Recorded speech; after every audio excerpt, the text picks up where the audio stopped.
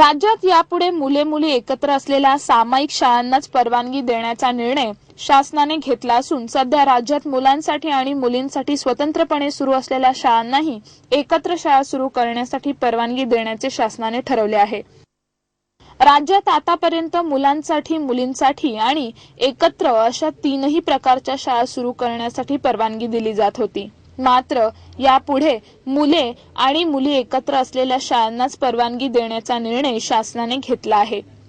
स्वतंत्रपणे शाळा सुरू करण्यामुळे विषमता निर्माण होत असल्यामुळे फक्त एकत्रित शाळा सुरू करण्याला परवानगी देण्यात येणार असल्याचे शिक्षण विभागातील अधिकाऱ्यांनी सांगितले।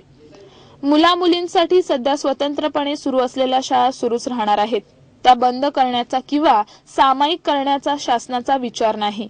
मात्र सध्या स्वतंत्रपणे सुरू असलेल्या शाळांना सामायिक शाळा सुरू करण्याची इच्छा असल्यास आणि त्यानुसार आवश्यक असलेल्या पायाभूत सुविधा असल्यास त्यांना परवानगी देण्यात येणार आहे।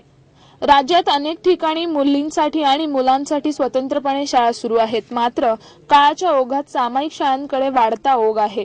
त्यामुळे संस्था चालकांचे प्राधान्यही सामायिक शाळा सुरू करण्याला अधिक आहे।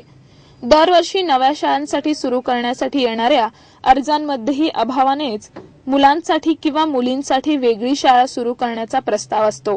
मात्र आता याबाबत शासनाचे अधिकृत धोरण ठरले असून राज्यात नव्याने सुरू होणाऱ्या शाळा सामायिकच असतील, असे शिक्षण विभागातील अधिकाऱ्यांनी सांगितले आहे।